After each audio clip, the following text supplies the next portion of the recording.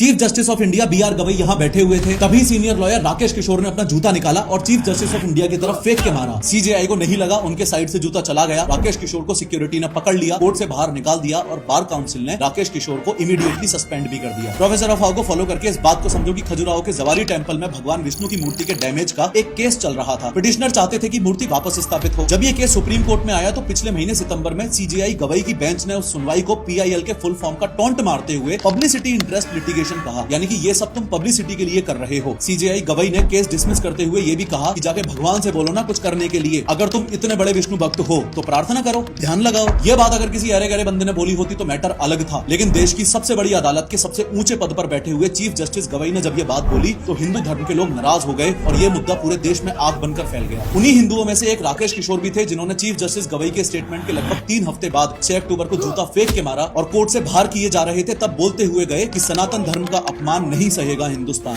देखो, कोर्ट एक न्यूट्रल जगह होती है, इसलिए जज को अपनी लैंग्वेज में रिस्ट्रेंट रखना चाहिए, स्पेशली तब जब बात रिलीजन से जुड़ी हो। सीजेआई ने बाद में क्लैरिफाई भी किया कि उनका रिमार्क जुडिशियल कॉन्टेक्स्ट में था और उन्होंने बोला आई रिस्पेक्ट ऑल रिलीजन्स, लेकिन तब तक लोग हर्ट हो चुके थे। पर इसका मतलब ये भी नहीं है कि किसी वकील को जज पे जूता फेंकने का हक मिल जाता है। सीनियर लॉयर राकेश किशोर ने जो किया प्लस सीजेआई गवई ने जो बयान दिया, दोनों ही चीजें गलत हैं।